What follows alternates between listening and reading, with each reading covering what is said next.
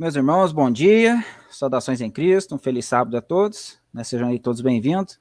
Os irmãos aí que estão nos acompanhando pelo YouTube, também os irmãos que nos acompanham pelo Face, né? Sejam todos bem-vindos aí. Né? Reforçando aí o pedido aí, os irmãos que puderem estar compartilhando esse link, né? Puderem estar curtindo o vídeo, né? Isso ajuda bastante, tá bom?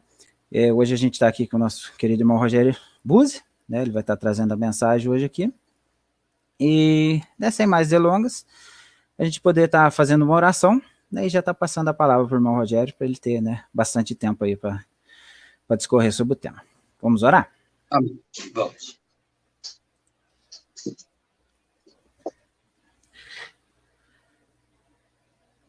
Bondoso Deus e eterno Pai, queremos, Senhor, nesse momento agradecer por esse sábado maravilhoso que o Senhor nos concede. Também, ó Pai, queremos agradecer por mais esse culto aqui no canal, que o Senhor possa, né, conduzir, que o Senhor possa, né, livrar aí de problemas com a internet e tudo mais, que possa ser tudo aqui feito conforme sua vontade e seu querer. Te peço também, ó Pai, que o Senhor possa ungir a boca do seu servo, que ele possa trazer aqui uma mensagem, né, inspirada divinamente vinda do céu. É o que eu te peço, te agradeço, não que haja mérito ou que seja merecedor, mas no nome de Jesus eu oro e agradeço. Amém. Amém, Senhor.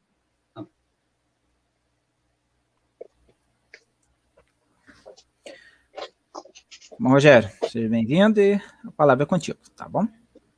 Amém. Deus seja louvado. Que a graça de Jesus, o amor de Deus o Pai, na comunhão do Espírito de Deus, seja com todos os irmãos e irmãs que nos acompanham neste sábado, no dia do Senhor, e também aqueles que nos acompanharão ainda em tempos futuros. Que nosso Pai Celestial possa ser realmente honrado e glorificado no trabalho que aqueles que buscam servi-lo fazem em toda a extensão do Brasil e em todo o mundo. Deus possa realmente receber a adoração dos seus servos, dos seus filhos, uma vez que sabemos que o amor é sofredor e nosso Pai sofre nossa ausência. E no dia de sábado é um dia em que eu não tenho nenhuma dúvida, ele sente a maior alegria em receber os seus filhos, ainda, claro, que de forma espiritual, um dia nós estaremos fisicamente presentes com ele, mas por enquanto, dessa forma, e eu acredito que gera alegria no coração do Pai, alegria no coração de seu Filho, Jesus Cristo, nosso Mestre, quando no Brasil e no mundo pessoas se inclinam diante dele no seu santo dia. Nós estaremos falando sobre o santuário celestial e entendo que nada há superior à palavra de Deus, absolutamente nada. Por mais que a gente use textos periféricos, por mais que a gente use bons livros, nada vai se comparar à Bíblia e à Bíblia só. Por isso, eu espero que Deus nos dê sabedoria para que nós possamos nos manter estritamente dentro da Bíblia, como sempre tenho procurado fazer, porque acredito que não só há um poder muito maior quando nós nos mantemos, né, pura e simplesmente no que está escrito, ou comentando apenas o que está escrito, mas também há um poder de transformar a vida da gente, né, aquele poder que há muito tempo atrás foi usado pela palavra, quando o Senhor criou o céu, a terra e o próprio ser humano, a sua imagem e semelhança, ele usou a palavra. A palavra tem, portanto, esse poder de recriar em cada um de nós novas criaturas, fazer com que nós realmente aprendamos a amar esse Deus maravilhoso, e nós não poderemos amá-lo se nós não o conhecermos. No livro de Hebreus, falando do santuário, nós vamos ver algumas lições maravilhosas, que esse Deus que criou exatamente o santuário e essas cerimônias para que nós pudéssemos ter uma proximidade maior com ele, para que nós pudéssemos entender o caráter dele, e, acima de tudo, para que pudéssemos entender o plano da redenção, que é o que nós precisamos. Entender o plano da redenção através do santuário é certamente a melhor maneira de entender o amor de um Deus, a melhor maneira de entender coisas que, de muitas maneiras, às vezes ficam apenas na doutrina, ficam apenas na teoria. O santuário é um exemplo figurativo vivo desse grande sacrifício de Cristo, e não só do grande sacrifício de Cristo, mas de todo o plano da redenção, de como Deus queria se comunicar com o ser humano. No livro de Hebreus, no capítulo 6, E quando você abrir o livro de Hebreus para estudar, entenda que Hebreus é você. Você faz parte do povo hebreu hoje. Por isso, o livro de Hebreus está falando a esse povo que realmente quer servir a Deus.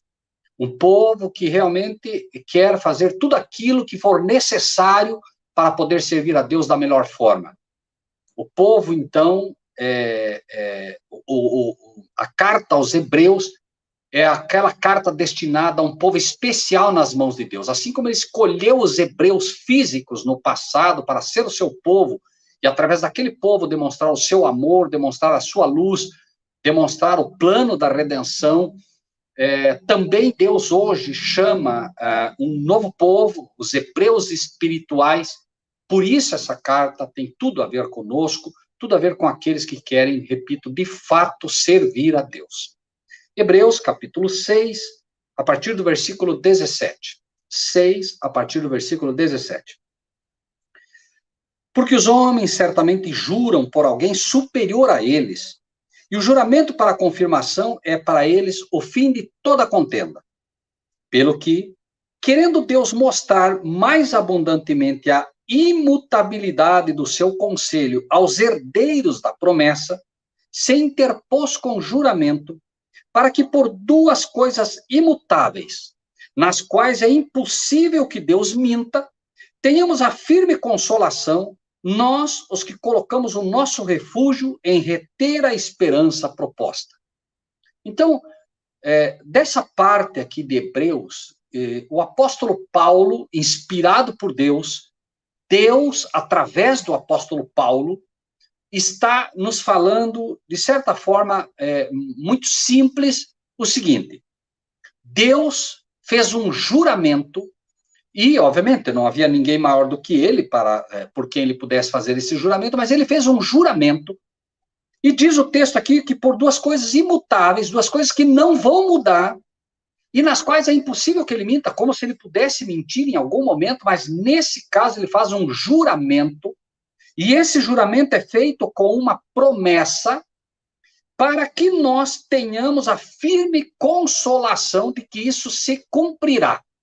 Por isso ele diz, nós os que colocamos o nosso refúgio em reter a esperança proposta. Ou seja, ele fez uma proposta, ele fez uma promessa, e ele quer que nessa promessa a gente se agarre. E que são essas duas coisas imutáveis que ele diz, né? Por duas coisas imutáveis nas quais é impossível que ele minta. Que são essas duas coisas imutáveis? No versículo 14, 13 e 14 explica. Diz assim, volte um pouquinho, versículo 13 e 14 diz, porque quando Deus fez a promessa a Abraão, como não tinha outro maior por quem jurasse, jurou por si mesmo, dizendo, certamente abençoando, te abençoarei, e multiplicando, te multiplicarei. A promessa, então, de Deus para nós é, certamente eu te abençoarei, e certamente eu te multiplicarei. Por quê? Porque se nós fizermos o que Deus nos pede, se nós procurarmos andar nos caminhos que Ele nos dá, não importa quanto tempo leve, não importa que você chore, não importa que você tenha dificuldades na vida, não importa quanto tempo leve, assim como em Abraão foi dito a Abraão, eu vou te abençoar, vou te dar um filho, e eu vou multiplicar a tua semente. Abraão teve que, com paciência, esperar. E a mesma proposta é feita a nós, o novo povo hebreu, e ele está dizendo para você, neste dia, se você tem o desejo de servi-lo, eu vou te abençoar, vou abençoar você. Eu vou multiplicar os filhos, né, que você está buscando. O que isso quer dizer? Primeiro, que nós seremos, de fato, abençoados naquilo que fizermos. Nós seremos abençoados principalmente quando vierem as tribulações e nós dermos mais valor à benção necessária. Quando nós estivermos como Jacó, orando, dizendo, Senhor, eu não te deixarei ir se não me abençoares. Nas horas de maior treva nesse mundo, nas horas das provações, na hora da tribulação de Daniel 12, na hora de angústia de Daniel 12, a promessa terá um valor que até então não nós não entendemos. Então, no momento que eu aceito pela fé, e apenas pela fé, e nesse momento você não pode olhar para o teu pecado, você não pode olhar para as tuas falhas, você não pode olhar para os teus erros, porque se você fizer isso neste momento da promessa dele, você desanima e não recebe isso como vindo do Senhor. Você não aceita com toda a força que deve aceitar. O Senhor, neste momento, simplesmente te pede que aceite, porque é um juramento dele, é uma promessa dele, e nesse momento você se coloca dizendo: Senhor, abençoa-me, multiplica-me. Se vocês observarem, isso vai ser muito importante, e é muito importante entender, porque hoje nós pregamos, nós falamos para as pessoas, e elas não se multiplicam, elas não vêm. O Ministério Quatro Anjos mesmo existe há muito tempo, e se nós comparássemos o Ministério Quatro Anjos com qualquer outra igreja que nasceu com base na teologia da prosperidade, ou qualquer outras dessas mensagens que não seja a verdade presente, vocês vão ver que essas igrejas explodem, multiplicam dia a dia. Cada dia os filhos espirituais, entre aspas, destas igrejas se multiplicam. Você pega essas igrejas desses pastores famosos, é muita gente. E aí, aparentemente, o nosso trabalho não dá fruto. Mas aí o Senhor diz: tenha paciência, eu te abençoarei, eu te multiplicarei. Não tente fazer o que fez Abraão, que tentou pela força dele mesmo trazer pessoas. Não tente fazer coisas que não estão de acordo com a palavra. Não tente criar uma música mais alegre. Não tente criar um culto mais agradável. Não tente misturar o santo com o profano para que venham as pessoas. Simplesmente confie em mim e faça o que eu te peço. No tempo certo a seara virá. No tempo certo a colheita virá. Então somente confie em mim. Essa é a mensagem básica que nós devemos ler nestas entrelinhas. Porque nós hoje que queremos fazer a vontade de Deus, se queremos fazer a vontade de Deus, constantemente corremos o risco de nos desanimar, como Abraão, e começar a imaginar que a promessa de Deus não vai se cumprir. Ora, essa promessa foi feita a Abraão, enquanto Abraão ainda era, por assim dizer, um gentio. Ele ouviu a voz do Senhor, mas ele ainda não era, por assim dizer, Abrão, aquele homem que deveria vir a ser o pai da fé. Ele ainda não era esse homem, não é?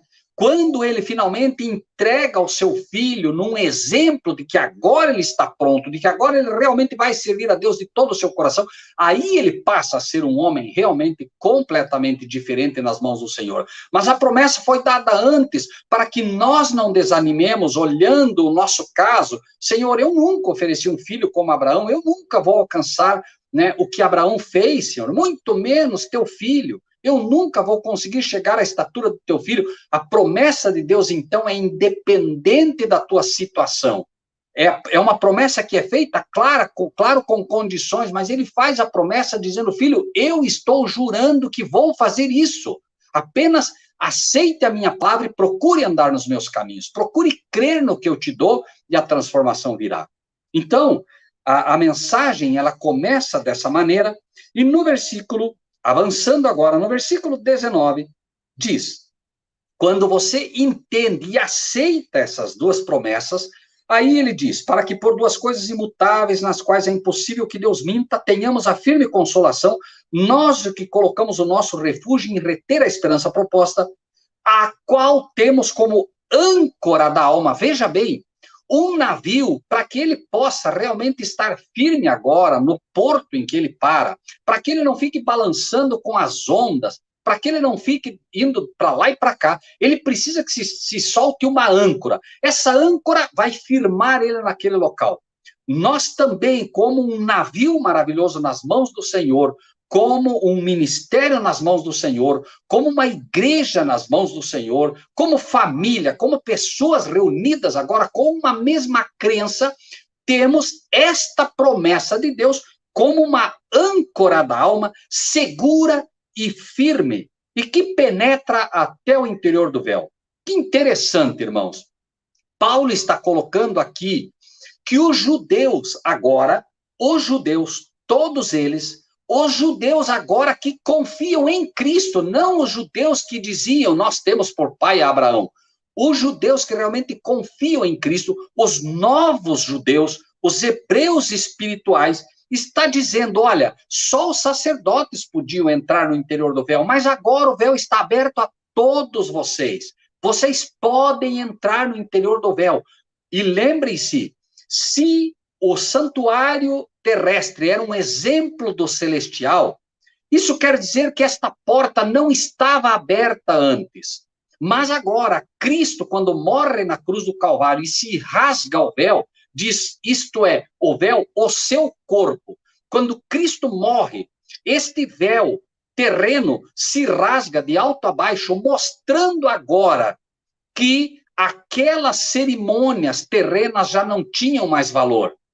Mas a lição mais importante é, assim como aquele véu se rasga, permitindo agora que as pessoas olhassem para dentro do véu, quando o véu, Cristo morre, nos é aberto agora o santuário celestial para que entremos nele. Por isso, diz até o interior do véu. Vejam, interior do véu, não interior do segundo véu. Interior do véu. Por quê? Vejam o que diz. A qual temos como âncora da alma, segura e firme, que penetra até o interior do véu, o primeiro véu, que era o véu que fechava o local santo, onde Jesus, nosso precursor, ou seja, o que é um precursor? Eu vou primeiro para que vocês possam ir depois, né? Pré-curso. Eu quero que vocês sigam este curso. Eu abro o curso para vocês, eu abro o caminho para vocês. Onde Jesus, nosso precursor, entrou por nós, feito eternamente sumo sacerdote, segundo a ordem de Melquisedeque. Então, vejam que maravilhoso isso.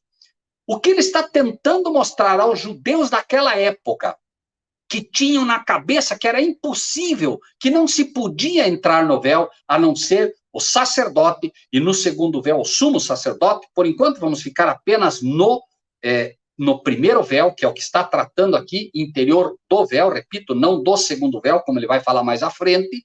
Então, ele está mostrando para aquele povo que entendia que não havia possibilidade de entrar no santuário.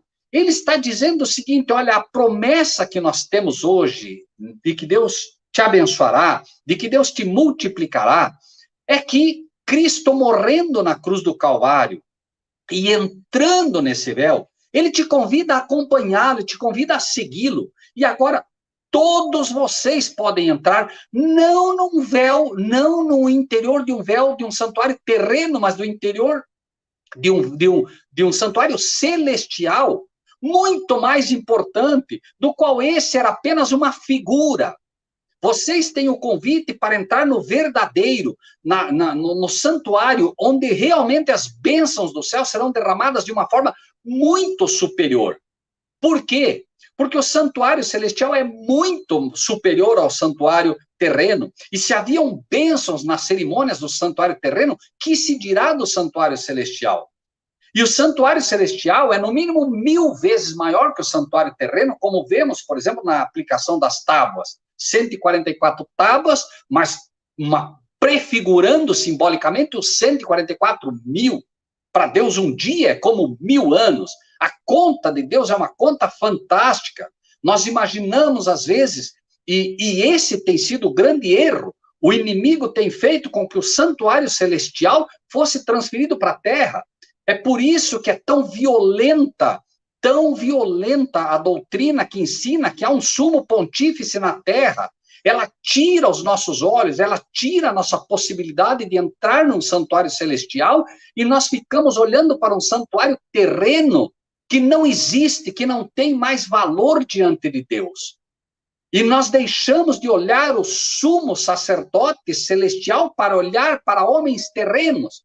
E isso acontece quando um líder se posiciona como líder supremo da igreja, não importa em que igreja ele está.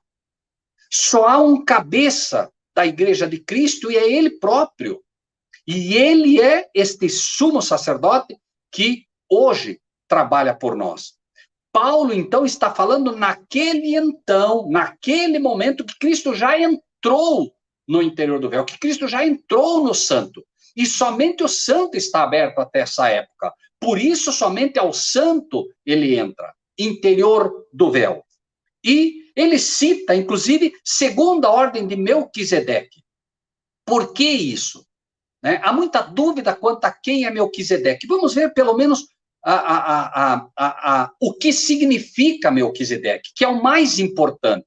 Você não precisa saber quem é Melquisedeque. Você tem que entender quem ele representa. Assim como você não precisa saber de que era composto todo o santuário. Mas você precisa saber o que ele significa, o que ele representa. Isso é o mais importante. Você não tem que se focar na cerimônia, você tem que se focar no que a cerimônia ensina. É por isso que o diabo tem criado cultos em forma de liturgia, onde se segue uma liturgia assim, assim, assim, assim, e você fica preso à cerimônia. E você perde a grande lição que aquela cerimônia encerra. Fica sendo mais importante o pão da Santa Ceia do que o que ele representa. Fica sendo mais importante o cálice do suco de uva do que o que representa aquele cálice. Fica sendo mais importante lavar o pé do irmão do que entender o que significa lavar o pé do meu irmão. Mesmo para os dias de hoje, as cerimônias têm, infelizmente, elas têm cegado nossos olhos e nós estamos muito mais preocupados com as cerimônias. Veja um casamento atual, preocupa-se com a cerimônia, com os docinhos, com os bolos, com a bebida, com a comida, com a decoração, gasta-se um monte. E não se gasta no preparo do que aquilo significa, não se preparam os noivos como deveriam, para que eles entendam que aquela é uma cerimônia dirigida por Deus, e que eles, mais importante do que toda aquela cerimônia, eles entenderam o que está acontecendo ali, que eles entendam que aquele casamento também é uma figura de Cristo que se casando com a sua esposa, e que Cristo tem que estar presente nesse casamento, como esteve presente naquele casamento no Éden, porque este foi o sucesso daquele casamento. Então, a todo momento, o inimigo, em tudo que pode, coloca o seu dedo para tentar fazer com que nós não entendamos as grandes lições. E nós só vamos aprender essas lições quando deixarmos de lado tudo e quando formos estudarmos apenas a Bíblia. E tão somente a Bíblia, pois ela é superior a qualquer livro que você possa ler. Não há nada que se compare a ele. Lê uma vez, lê duas, lê três. Senhor, por que o Senhor colocou isso aqui? Melquisedeque, por que Melquisedeque, Senhor? Pergunte ao Senhor, ele ama a sua pergunta, ele quer que você pergunte. O anjo do Senhor está do teu lado, tentando te ajudar, o Espírito do Senhor está tentando ser derramado sobre você, para que você entenda as Escrituras. Lembre-se do nosso amado Mestre, quando disse, inclusive, e abriu-se-lhes o entendimento para as Escrituras. Não há nada que o nosso Pai queira mais do que explicar a você as Escrituras, porque Ele sabe o poder que há na palavra dEle. Mas, por favor, coloque-se em condições de receber. Procure ter uma alimentação saudável. Procure dormir bem. Procure manter o teu organismo em condições de entender a palavra dele. Todos nós sofremos por não entender a nossa necessidade. O problema não está na palavra de Deus. O problema não está em Deus, o problema não está no nosso mestre. Ele é um professor exímio, ele sabe como ensinar. O problema está em nós, como alunos, que não estamos em condições de entender. E então, ele diz, segunda ordem de Melquisedeque.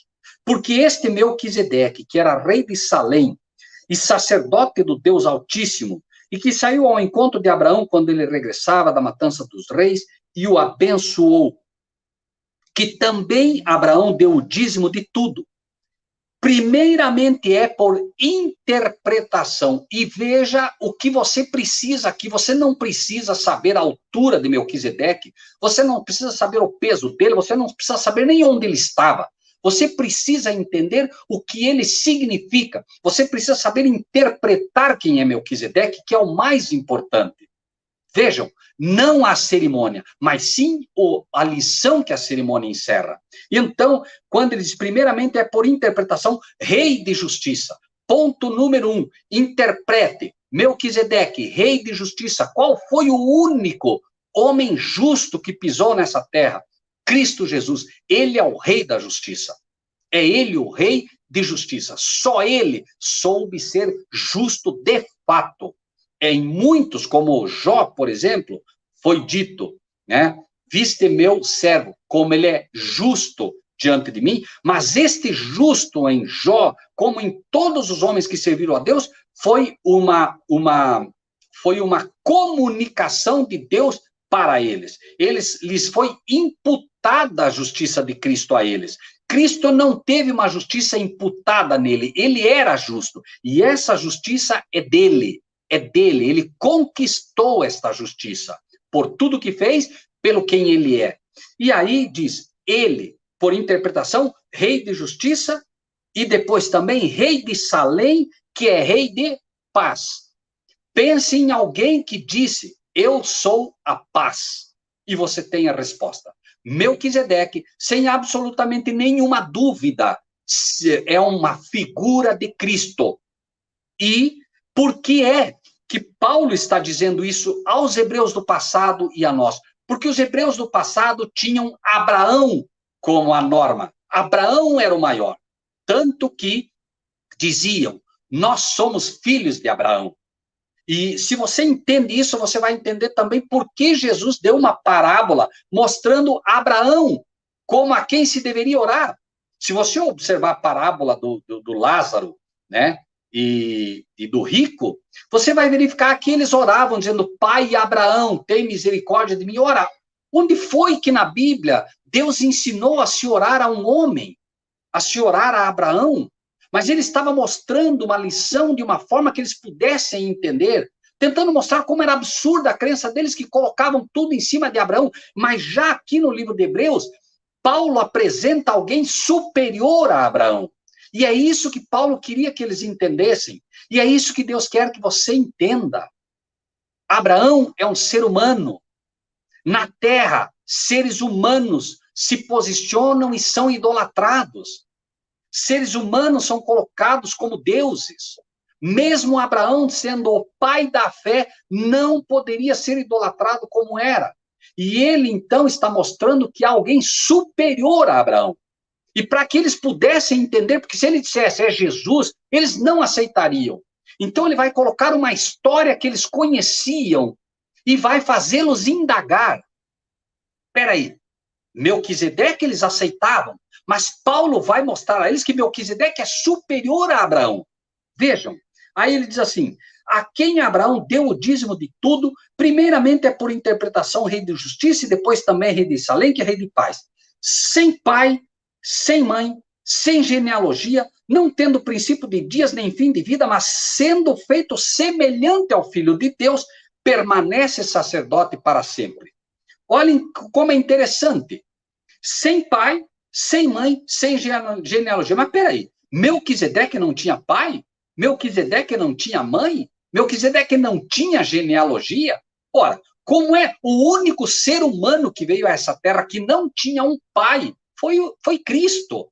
Não há como um ser humano não ter pai nem mãe. Alguém poderia erroneamente dizer, não, mas é que Melquisedeque era um anjo. Não, a Bíblia não diz isso. E nós vamos ver como era um homem literal, Melquisedeque. Apenas não havia genealogia, porque não era contado na genealogia deles. Eles, a partir da genealogia de Abraão, eles traçavam o consanguíneo de cada um deles. Nós temos o sangue de Abraão nas veias, poderiam dizer. Nós temos o DNA de Abraão. E Melquisedeque não vem dessa genealogia. Por isso, Paulo vai dizer sem genealogia. Não é que ele não tivesse uma genealogia. Ele tinha pai, ele tinha mãe, mas ninguém sabia e não era da genealogia de Abraão. Não vinha, né, dessa herança genética de Abraão. E ele diz sem pai nem mãe. Por quê? Porque não é citado o pai e não é citada a mãe de Melquisedeque. Mas Melquisedeque era uma figura em quem se cumpre de fato isso? Em Cristo. Vejam que interessante como Deus é fantástico. Diz, sem pai. Quem é o único ser humano nessa terra que não teve pai? Jesus. Por isso eles o chamavam de bastardo. Nós temos por pai Abraão, não somos filhos de prostituição. Xingavam Jesus porque diziam que ele era um filho de prostituição. E Paulo está tentando fazer que eles pensar para que parem com esse pecado terrível. E aí diz, sem mãe. Curioso, porque você diria, mas Jesus teve mãe. Sim, Jesus teve mãe, mas Cristo não teve mãe. Interessantíssimo. Cristo teve pai, mas não teve mãe, porque foi gerado do pai. Mas Jesus teve mãe, mas não teve pai. Então, se aplica perfeitamente aqui, sem pai, porque Cristo teve pai, mas Jesus não teve. Sem pai, Jesus não teve pai. Sem mãe, Cristo não teve mãe. E isso, inclusive, ensina uma lição preciosíssima nos dias de hoje, quando se estão ensinando que Cristo não era o filho literal de Deus. Quando se está ensinando que apenas Jesus é o filho de Deus, porque ele nasceu de Maria. Mas o próprio livro de Hebreus está mostrando de uma forma muito clara que o Cristo é o filho de Deus sem mãe. E Jesus é o filho de Deus sem um pai humano, com mãe. E então, sem genealogia, porque não era, não tendo princípio de dias nem fim de vida. Ora, Melquisedeque teve princípio de dias e teve fim de vida. Porém, não foi mostrado isso. Não foi mostrado de onde ele veio, de quem ele nasceu, qual foi o princípio de dias. Porém, Cristo não tem princípio de dias. Cristo foi gerado em um tempo em que não haviam dias. Então, ele não tem princípio de dias. Ele foi gerado, mas foi gerado numa época em que não se contavam. E fez Deus o primeiro dia, e fez Deus o segundo dia, e fez Deus o terceiro dia. Os dias foram criados por Deus para medir o tempo de vida. A eternidade não necessita de dias, não é dividido dessa forma. E aí, mas sendo feito semelhante ao Filho de Deus, permanece sacerdote para sempre. Considerai, pois, quão grande era este, a quem até o patriarca Abraão deu o dízimo do despojos. Então eles dizem, olha, considerem o tamanho desse homem. Vocês defendem Abraão, não está errado, mas, por favor, vejam que há alguém superior a ele. E ele vai agora mostrar que esse homem superior a eles era apenas uma figura de Cristo, a quem eles estavam rejeitando. E os que dentre os filhos de Levi recebem o sacerdócio, têm ordem, segundo a lei, de tomar o dízimo do povo, isto é, de seus irmãos, ainda que tenham descendido de Abraão. Mas aquele cuja genealogia não é contada entre eles, tomou dízimos de Abraão e abençoou o que tinha as promessas. Ora, o que ele está dizendo aqui? Ele está dizendo aqui que Cristo agora tem direito aos dízimos. Assim como Melquisedeque tinha direito aos dízimos de Abraão, agora Cristo tem direito, porque Melquisedeque era um exemplo de Cristo que viria um dia, aquele que de fato merece todos os dízimos. Os dízimos são para a obra do Senhor. Os dízimos são do Senhor. O único que merece hoje receber dízimos é Cristo. E ele o faz através dos seus representantes, como vamos ver. Porque Cristo não precisa de dinheiro, é a obra que precisa. Então, o dízimo tem que ser dado para Cristo, para a obra de Cristo. É para isso que serve o dízimo. Melquisedeque recebe de Abraão, e Cristo, como exemplo verdadeiro de que representava Melquisedeque, é quem tem apenas o direito aos dízimos hoje. E diz o texto, mas aquele cuja genealogia não é contada entre eles, tomou dízimos de Abraão e abençoou o que tinha as promessas. Ora, sem contradição alguma, o menor é abençoado pelo maior. Ele está dizendo aqui o seguinte, olha, sem contradição, não adianta vocês discutir, né? O menor é abençoado pelo maior. Abraão foi abençoado por Melquisedeque. Vocês defendem Abraão, mas Cristo é maior que Abraão. Abraão é quem é abençoado por Cristo, e não o contrário. 8. E aqui, certamente tomam dízimos homens que morrem. Ali, porém, aquele de quem se testifica que vive. Aqui, são homens que morrem. Hoje, os dízimos são entregues para os levitas, homens que morrem. Mas ali, né, o dízimo é dado para aquele que se testifica que vive, Cristo. Aqueles que testificam de fato que Cristo vive. E o sacerdócio, ele vai ser mudado como ele vai apresentar. Não vai ser retirado. O sacerdócio será mudado. Mudado. É preciso entender isso. O sumo sacerdote agora é Cristo e unicamente. Mas ele terá ainda seus sacerdotes na terra. E esses sacerdotes agora é que vão herdar a, por assim dizer, herança de Levi. É eles que vão continuar fazendo o que Levi fazia. Só que eles vêm de uma outra tribo, eles vêm de uma outra genealogia, eles não vêm da genealogia de Levi. Eles não são levitas porque não vêm de Levi, mas eles são, sim, da tribo de Judá. E eles são uma tribo espiritual, convidadas ao sacerdócio. São o novo povo hebreu, que vem agora não por sangue físico, mas pelo sangue espiritual, aquele sangue derramado na cruz do Calvário. Eles agora não são filhos da carne, eles são filhos do Espírito. Por isso, é uma tribo espiritual, não é física mais.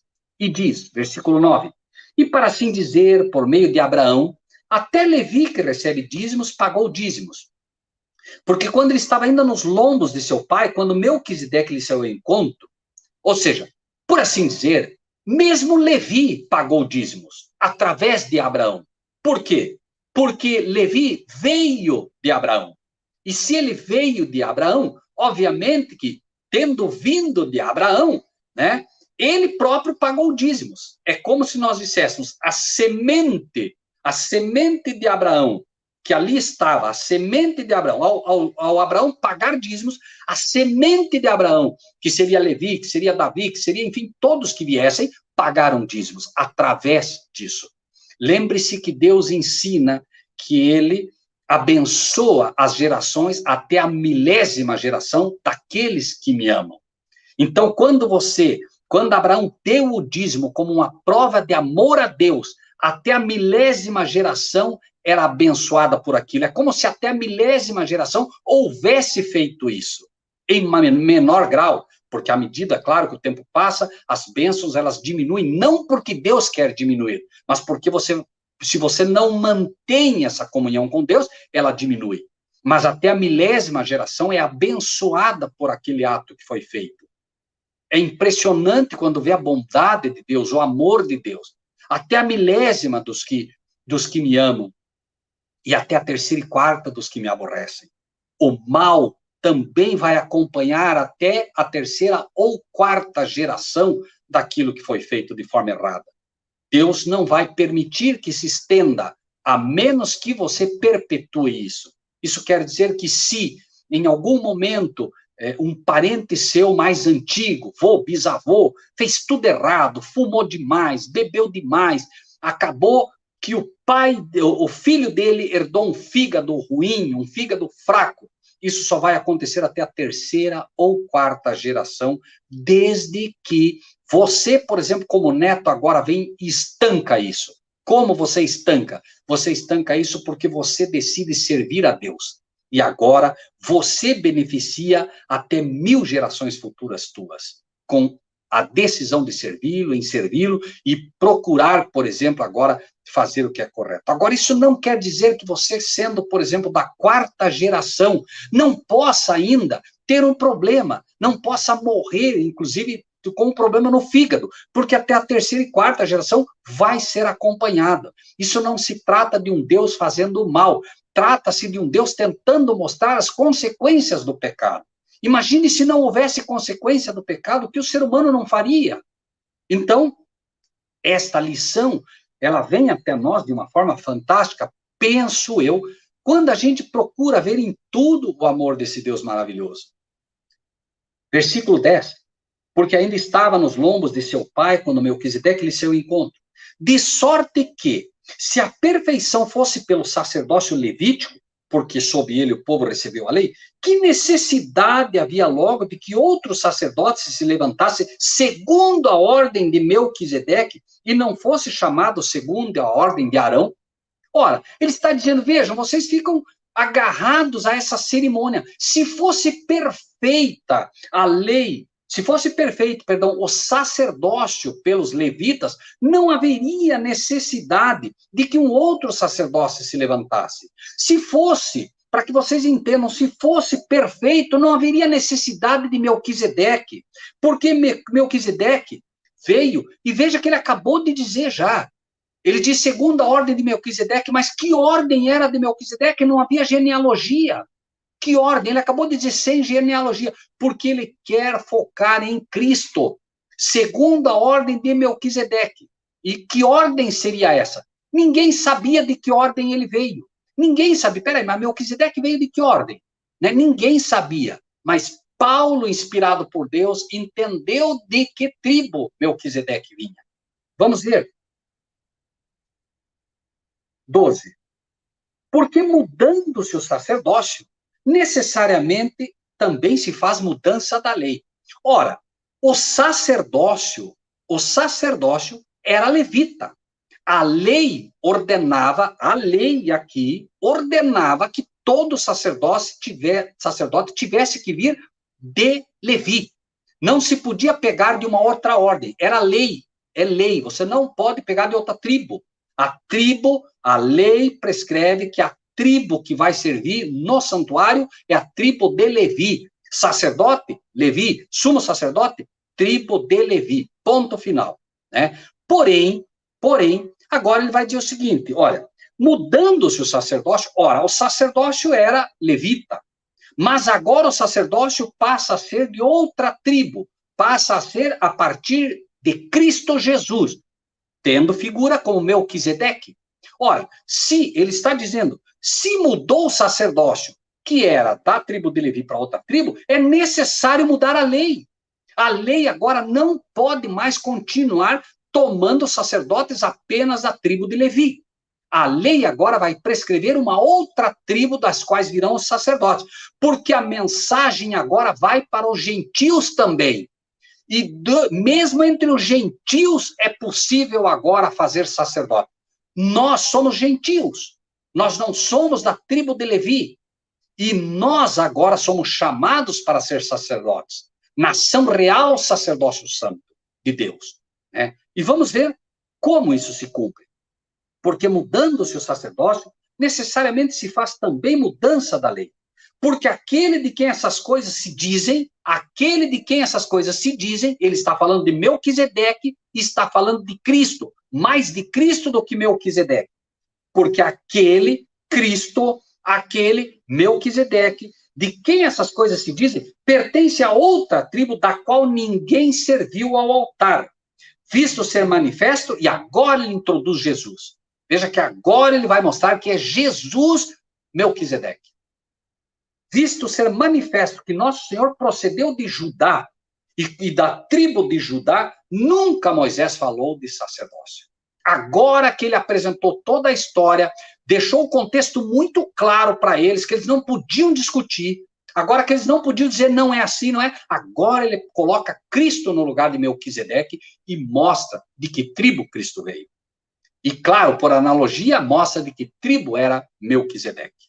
E aí, diz, 15, e muito mais manifeste ainda se a semelhança de Melquisedeque se levantar outro sacerdote, semelhante a Melquisedeque, se levantar outro sacerdote, que não foi feito segundo a lei do mandamento carnal, o mandamento que estabelecia, né, os sacerdotes da tribo de Levi, ainda que o mandamento dado por Deus era carnal, porque tudo aquilo acontecia por seres humanos, mas era sempre uma tipologia,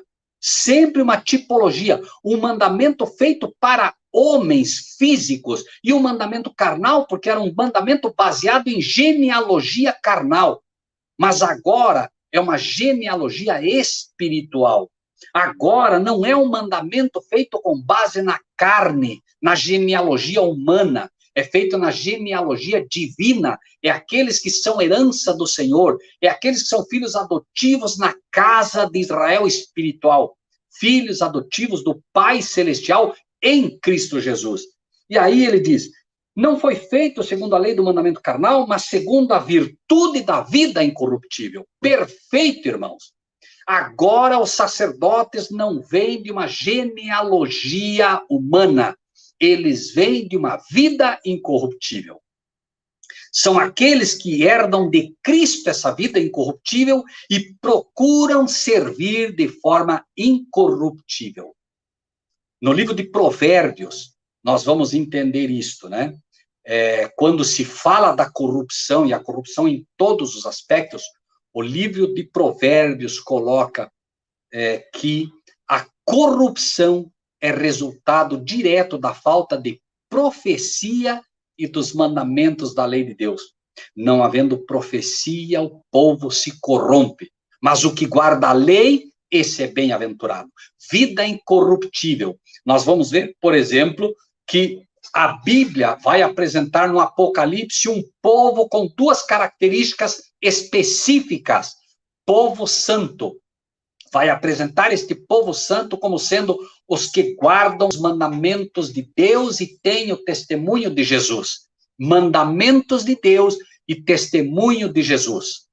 Mandamentos de Deus simples, é o que está aqui. Para que você se torne uma pessoa incorruptível, você precisa dos mandamentos da lei de Deus, que transmitem a você o caráter de um Deus incorruptível, o caráter de um filho incorruptível.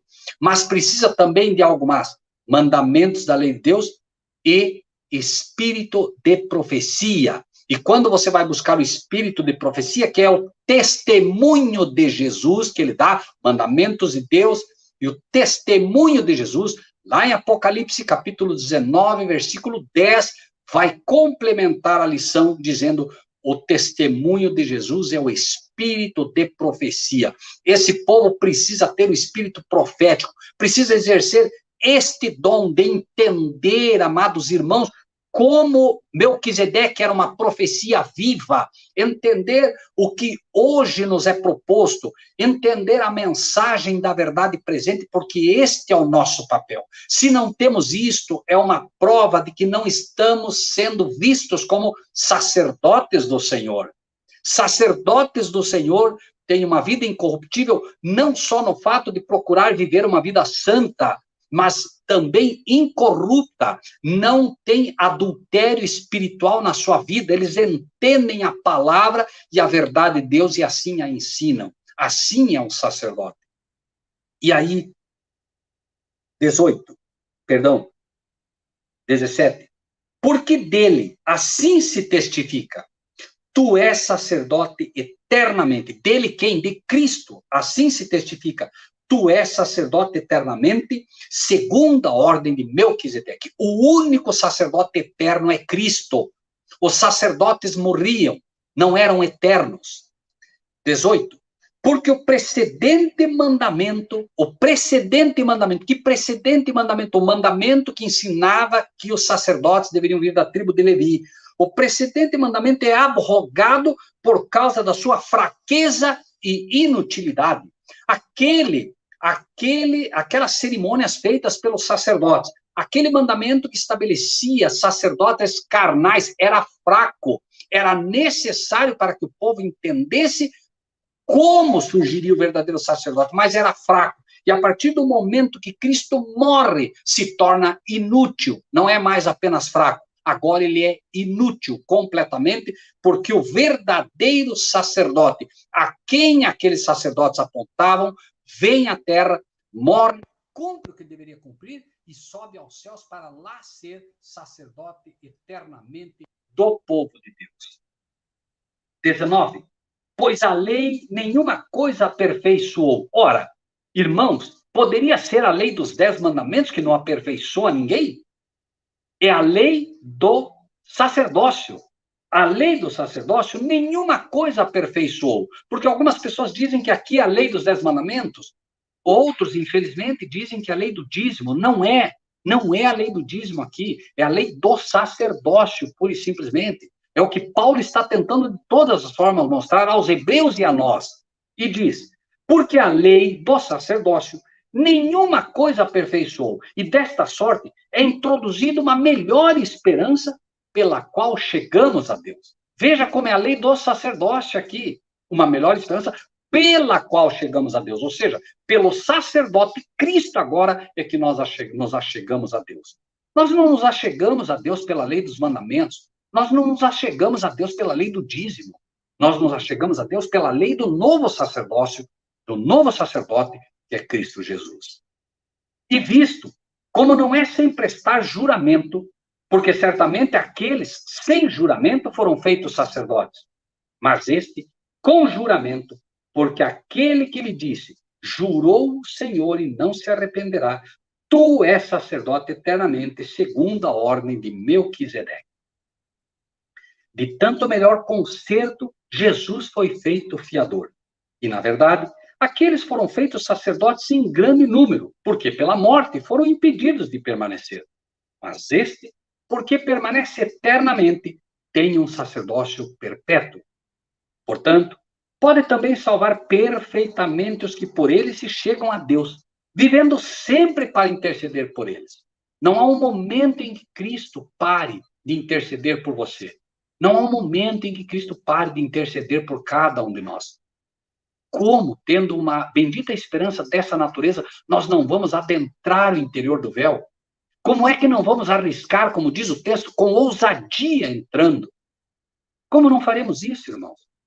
Sabendo que temos um sacerdote, e não apenas um sacerdote, mas alguém que morreu por nós, morreu no meu, no seu lugar. Ele fará de tudo para salvá-lo, de tudo. 26. Porque nos convinha tal sumo sacerdote, santo, inocente, imaculado, separado dos pecadores e feito mais sublime do que os céus, que não necessitasse, como sumo sacerdote, de oferecer cada dia sacrifícios, primeiramente por seus próprios pecados e depois pelos do povo. Porque isso fez ele uma vez oferecendo-se a si mesmo. Todos os sacerdotes tinham que todo dia de manhã à tarde oferecer o sacrifício e aspergiam o sangue no santuário terrestre. Cristo fez isso uma vez. Ele morreu uma vez. E uma vez ele apresenta o seu sangue diante do Pai. Todo mais tem base no sacrifício que ele fez. Todas as vezes ele apresenta agora ao Pai, como nós vemos aquele juramento, Pai, meu sangue, Pai, meu sangue.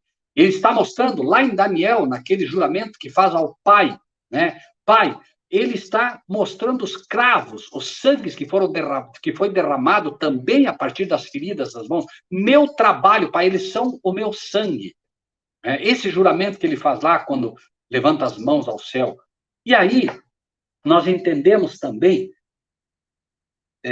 através disso, no versículo 28, porque a lei, que lei do dízimo? Não, a lei do sacerdócio, versículo 28, porque a lei do sacerdócio constituiu sumos sacerdotes a homens fracos, mas a palavra do juramento, que veio depois da lei, constitui ao Filho perfeito para sempre. Irmãos, quando nós entendemos as lições contidas no santuário, repito, nós vamos entender lições que de outra maneira é muito mais difícil entender. Nós vamos ficar, quem sabe, na teoria do Evangelho. E não vamos aprender essas lições maravilhosas que farão de nós um povo especial. Olhando para Cristo, sabendo que somos pecadores, sabendo que somos falhos, mas olhando, esquecendo as feridas que foram feitas naquele povo hebreu antigo, quando mordidos pela serpente, e olhando para o madeiro, olhando para aquela serpente que estava levantada, que representava Cristo morrendo como o pior dos pecadores, tendo todos os pecados sobre si. Quando nós conseguimos entender essas lições simples que Deus procura nos dar a cada dia, mostrando que é preciso, em algum momento, deixar de olhar para as feridas, deixar de olhar para os pecados e olhar para Cristo. Porque quando você se fixa olhando os teus pecados, você fica cada vez pior. Aqueles homens e mulheres e crianças que ficavam olhando para a mordida da cobra, ficaram cada vez pior e morreram. Aqueles que se aventuraram a olhar para longe da sua ferida, longe da picada da cobra, e olharam para Cristo, aqueles foram curados. A lição valia para aquela época e vale para hoje. Você deve, sim, pedir perdão pelos seus pecados, mas não deve ficar olhando para eles. Você deve pedir perdão e confiar no perdão que Deus te deu e buscar a perfeição que está proposta. Como ele diz, né? Se aquilo fosse perfeito, se a perfeição pudesse ser dada através daqueles sacerdotes, não necessitaria que Cristo viesse. Mas não pode ser dada. A perfeição não pode ser dada através de sacerdotes terrenos. Você não pode receber uma oração perfeita de sacerdotes terrenos. Cristo é quem intercede por nós. É Cristo quem ora em nós, através do seu Espírito, para que a oração seja perfeita. Não estamos falando que a tua oração não é aceita. Estamos falando que ela não é perfeita. Ela será perfeita quando Cristo puder orar em você e através de você, pelo seu Espírito, em toda a plenitude. Eu acredito que os 144 mil, em algum momento, poderão fazer isso por uma razão simples. Porque os 144 mil chegará um momento que não tem engano na sua boca. São incorruptíveis. Serão condutos humanos perfeitos, de onde Cristo se manifestará.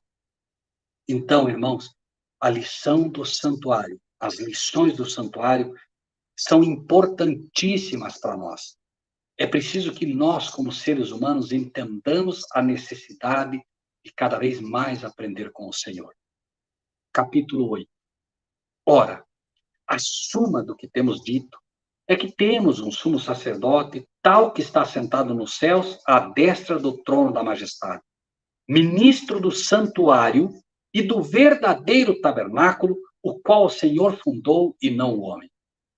Paulo está aqui dizendo para aqueles hebreus do passado, ora, o mais importante do que eu estou falando de todo o livro de Hebreus, o mais importante de tudo que eu estou falando aqui para vocês, o mais importante de tudo que eu estou falando àqueles que se dizem cristãos hoje na terra, é que temos um sumo sacerdote e que ele está sentado nos céus à direita do trono do Pai. Isso é o mais importante em todo o livro de Hebreus. E mesmo assim o inimigo cegou as pessoas de tal maneira que elas não acreditam que há um santuário celestial. Você vai pegar um pastor erudito, você vai pegar um teólogo que vai dar, quem sabe, 50 lições sobre o livro de Hebreus e não vai te dizer e vai negar que há um santuário celestial. Terrível. O mais importante, a suma do que temos dito. 3. Porque todo sumo sacerdote é constituído para oferecer dons e sacrifícios, pelo que era necessário que este também tivesse alguma coisa que oferecer. Combate-se o santuário dizendo, o santuário de Deus é santo, é perfeito, não entra nada lá que contamine. Mas o que foi que Cristo ofereceu lá? Um sangue humano. É isso que as pessoas não entendem. Um sangue humano carregado de pecados. Não porque ele tivesse pecados, mas porque era uma simbologia. Porque eis o Cordeiro de Deus que tira os pecados do mundo. Ele levou os pecados, assim como o sangue era levado, e no sangue era levado os pecados do povo para dentro do santuário terreno, também Cristo levou sobre si os pecados do ser humano. Ele levou para lá. É um fato. E aí, Deus está procurando ensinar, né, ao seu povo essa lição através de Paulo. E diz, ora, se ele estivesse na terra, nem tão pouco sacerdote seria, havendo ainda sacerdotes que oferecem dons segundo a lei. Segundo que lei? Segundo a lei do sacerdócio, os quais servem de exemplar e sombra das coisas celestiais, como Moisés divinamente foi avisado, estando já para acabar o tabernáculo. Olha, faze tudo conforme o modelo que no monte se te mostrou. Então ele está dizendo, olha, aquele santuário que Moisés construiu, que vocês acharam belíssimo, o santuário que Salomão levantou, belíssimo, tudo era uma figura do celestial. Vocês deram muito valor a esse, choraram quando se destruiu. Claro que foi triste, mas ele não se compara ao santuário celestial. Não se fixem nas pedras, não se fixem no físico, fixem-se no espiritual. Cristo, como templo vivo, é muito mais belo que qualquer templo desse. Né? 6. Mas agora, alcançou ele ministério tanto mais excelente, quanto é mediador de um melhor conceito, que está confirmado em melhores promessas. Todas as promessas que eram dadas antes se baseavam, inclusive, no átrio, porque os cristãos só podiam ir até o átrio, os gentios nem podiam entrar. Mas agora há melhores promessas, você pode adentrar para dentro do véu, promessas melhores, pode estar mais próximo de Deus do que nunca. A presença de Deus, quando se fazia no Shekinah, não era tão aberta ao seu povo como é aberta hoje. Porque hoje há um ser humano lá do lado do nosso Pai, há um amigo de verdade. Assim como você, quem sabe, tem um amigo que pode te introduzir em lugares que você talvez não poderia entrar. Agora você pode adentrar o santuário celestial, não o físico. Era uma honra para os sacerdotes poder entrar no santuário terrestre, no santo. Uma honra muito maior, então, poder entrar no Santíssimo. Deus está mostrando que a honra que está proposta a nós é muito maior, porque podemos adentrar o celestial. E se não fazemos isso, é apenas porque não entendemos ainda essas melhores promessas em todos os sentidos. A promessa do Espírito Santo que foi dada é uma promessa muito mais efusiva, muito mais forte hoje. Nós podemos ter muito mais. A palavra de Deus hoje nos é dada com muito mais sabedoria, porque tem muito mais. Deus está revelando coisas mais importantes, mais necessárias para nós. Coisa que Daniel não entendeu, ele está revelando para nós. Coisa que o próprio João não entendeu, Deus está revelando para nós através do próprio livro que João escreveu, porque João também não entendeu tudo que escreveu. 6. Mas agora alcançou ele ministério tanto mais excelente, quanto é mediador de um melhor concerto, que está confirmado em melhores promessas. Porque se aquele primeiro for irrepreensível, se aquele santuário fosse irrepreensível, se aqueles sacerdotes fossem irrepreensíveis, se aquela lei levítica fosse irrepreensível, nunca se teria buscado lugar para o segundo. Um santuário celestial, repito, porque repreendendo-os lhes diz, eis que virão dias, diz o Senhor, em que com a casa de Israel, e aqui é o ápice para nós como um povo. Porque, repreendendo-os, lhes diz, eis que virão dias, e esses dias já chegaram, diz o Senhor, em que com a casa de Israel e com a casa de Judá estabelecerei um novo concerto. Não segundo o concerto que fiz com seus pais no dia em que os tomei pela mão, para os tirar da terra do Egito. Como não permaneceram naquele meu concerto, eu para eles não atentei, diz o Senhor. Veja, eu dei um concerto, eles não atentaram. Mas eu tenho um concerto muito melhor agora. Por quê? Porque este é o concerto que depois daqueles dias de perseguição, depois daqueles dias que foram apontados no livro de Daniel, depois daqueles dias que foram apontados da Inquisição, da perseguição papal, como nós já conhecemos, depois daqueles dias que inauguram o tempo do fim, depois daqueles dias, este é o concerto que farei com eles, diz o Senhor. Porei as minhas leis no seu entendimento, e em seu coração as escreverei. E eu lhes serei por Deus, e eles me serão por povo. Veja que o sacerdócio muda. E sobre melhores promessas. A promessa foi dada, inclusive, com base em tábuas de pedra, e o mandamento escrito nas tábuas de pedra. Também como figura. Mas agora ela é melhor, claro, porque agora não é escrita em tábuas de pedra, mas sim dentro do coração humano. Porque agora um ser humano veio a essa terra com a lei escrita no seu coração, Cristo Jesus. E ele tornou possível agora que essa lei seja escrita em nossos corações. 11. E não ensinará cada um ao seu próximo, nem cada um ao seu irmão, dizendo, conhece o Senhor, porque todos me conhecerão, desde o menor até o maior. Está aberto para você a Bíblia, está aberta a entrada do santuário. Você não precisa aprender com homens humanos, você pode aprender diretamente com Deus. Não importa o que te digam, tem que fazer teologia, tem que fazer isso. Não é mais hora para isso, é hora de aprender com o Senhor. Joelho no chão, busque com ele, faça como fizeram os discípulos que foram, em particular, perguntar ao Senhor Jesus, que sinal haverá da tua vinda e do fim do mundo?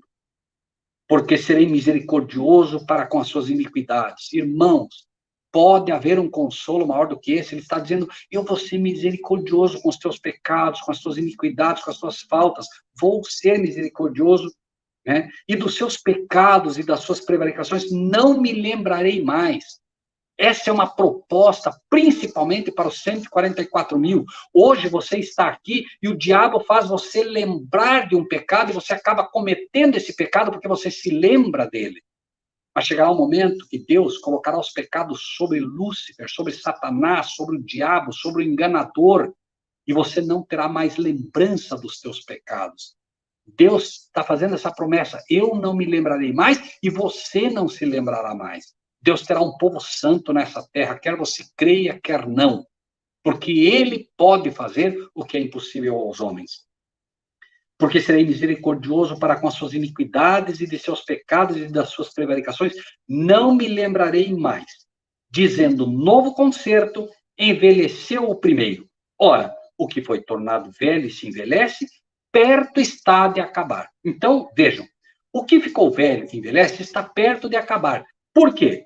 Porque agora nós temos um novo concerto, né, feito com o Senhor Jesus, e aquele concerto velho está prestes de se acabar, inclusive nas suas cerimônias, porque hoje nós vemos como figura, mas daqui a pouco nós veremos como realmente o nosso mestre é, nós veremos realmente como, de fato, esse santuário maravilhoso é. Lá no céu, aquele que hoje entramos pela fé, aquele que hoje entramos como figura, um dia nós o veremos com esses nossos próprios olhos, que Deus certamente há de nos restaurar para tal. Meus amados irmãos e irmãs, que Deus nos abençoe, que abençoe a todos que ouviram esta mensagem, que alcance a todos um dia que ouvirão essa mensagem, e que ela possa calar fundo no coração de cada um de vocês, sabendo que esta promessa, de fato, ela pertence ao nosso Senhor, e o nosso Pai fez um juramento pelo qual é impossível, como ele mesmo diz, que ele minta. 2 promessas, e com essas eu gostaria de encerrar. O Senhor Deus prometeu que há de te abençoar e que ele há de te multiplicar. Não desista, não desanime. Sigamos firme a perfeição que nos está proposta em Cristo Jesus. Que Deus nos abençoe grandemente. Amém? Irmão Raí? Amém, irmão. Deus seja louvado. Se algum irmão tiver alguma pergunta, algum comentário aí queira, né, deixar aí. Raí, eu não estou conseguindo ouvir você. Eu não estou conseguindo te ouvir. Provavelmente houve alguma coisa aqui. Deixa eu só olhar se... Você me ouve? Eu te ouço. Só olhar se o microfone... Eu não te ouço, Raí. Não adianta você falar, eu não te ouço. Tá. Peraí. Eu vou... Bom, meus irmãos, eu acho que deu problema foi o irmão Rogério. Raí, oi. Só um minuto. Eu vou sair e já volto, por favor. Eu voltando, eu vai restaurar o som, acho. Espera aí. Perfeito. É provável que tenha ocorrido problema somente com ele lá. Os irmãos aí, até se puderem deixar o comentário aí, se estão me ouvindo bem. Né, os irmãos aí, agradecer aí a participação de cada um. Nós tivemos aí 70 irmãos participando. Né? Também dar um aviso aos irmãos aí que a partir de semana que vem, se Deus quiser, a gente vai estar aí com uma nova série aí de vídeos aí, matinais, né? Eu e o irmão Rogério Elias já estamos aqui preparando esses vídeos, para, se possível, a partir de segunda-feira a gente começa a postar, né? São vídeos ali de meditações curtinhos, Ou vai ser de segunda a sexta, ou serão 7 dias por semana, né? Mas isso a gente está vendo ainda. Mas, se Deus quiser, a partir de segunda já estamos iniciando aí. Vamos aguardar o irmão Rogério voltar aqui. Se alguém tiver alguma pergunta, alguma coisa, pode ficar à vontade. Obrigado, os irmãos que avisaram e que estão me ouvindo bem. Irmão Rogério, você me ouve agora? Agora te ouço. Deu algum probleminha durante, que às vezes a pessoa me chama no telefone, eu não atendo, mas imediatamente gera esse problema. Não sei porquê, mas tudo bem. Sim, teve um momento que até a sua voz oscilou, assim, ela baixou, depois voltou ao normal. É realmente por causa de eu acho que é ligação. quando alguém chama, né? Pode ser. Perfeito. Bom, irmão, até o momento a gente não tem nenhuma pergunta, né? Somente eu comento. Tem uma pergunta aqui. É do irmão Arilson Gonçalves dos Santos. Quais seriam os nomes de blasfêmia? A pergunta dele foge do tema, né, Raí, mas não há problema, né, se a pessoa tem essa... a palavra de Deus apresenta que os nomes de blasfêmias de Apocalipse 13 e Apocalipse 17, né, que nós vamos encontrar isso, apresenta como nome de blasfêmia, basicamente, segundo a própria Bíblia, no livro de João, no capítulo 10, ele pode ver depois, capítulo 10, a partir do versículo 28 aí, que a blasfêmia principal, seriam alguns, né, mas a blasfêmia principal é o homem considerar-se Deus, né? Então, quando você vê, por exemplo, o papado, que usa termos como vicarius filii Dei, né, usa títulos ou nomes onde eles se apresentam como o verdadeiro vigário de Deus na terra, verdadeiros filhos de Deus na terra, né, literais, não espirituais como nós apresentamos, esse é o nome de blasfêmia, né? Então, os nomes de blasfêmia estão sempre linkados de uma forma mais, assim, como diria, mais completa, quando você recebe nomes ou títulos nos quais você se faz passar por Deus. Amém. Tem mais uma aqui da irmã Marili. Melquisedeque foi só uma figura ou ele existiu? Não, ele existiu, conforme nós vemos, inclusive no estudo que fizemos, né? Ele existiu, ele foi um ser humano, né? Mas ele existiu de fato, tanto que Abraão deu o dízimo para ele, não diz que Abraão fez qualquer outra coisa. Abraão deu, literalmente, despojos, né? Não era uma oferta espiritual, ele deu, de fato, e deu muita coisa. Né? Amém. Irmão, de perguntas, até o momento é só. Tá bom? Se o irmão quiser fazer uma consideração final, alguma coisa assim. Não, está bem. Está bem. Então tá bom. Então, irmão... Oi? Pode falar. Digo, ou o estudo, assim, esclareceu, né, foi relativamente claro, ou ele, as pessoas talvez não tenham entendido, né, mas, enfim, confiamos que Deus, né, há de iluminar a mente de cada um para que entenda. Amém. O irmão faz a oração para a gente encerrar? Claro, sim, ok. Amém.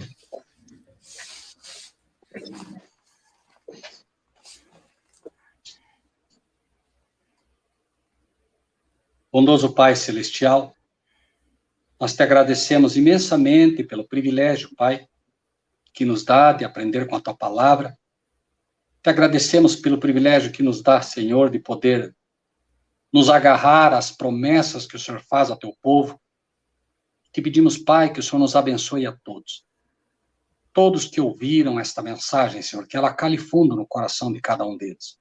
Amém. Que cada um deles possa, de fato, crescer em sabedoria, graça e verdade diante do Senhor, buscando esta perfeição proposta. Que possam se agarrar à promessa desse nosso Pai, que nos convida a adentrar o interior do véu e, pela fé, recebermos, Senhor, o Espírito, recebermos a bondade, recebermos todas as bênçãos que estão propostas aos filhos e servos de Deus nessa terra. Toma-nos em Tuas mãos, dá-nos um restante de sábado cheio da Tua presença. Nós te pedimos e te agradecemos por Jesus nosso Salvador. Amém. Amém.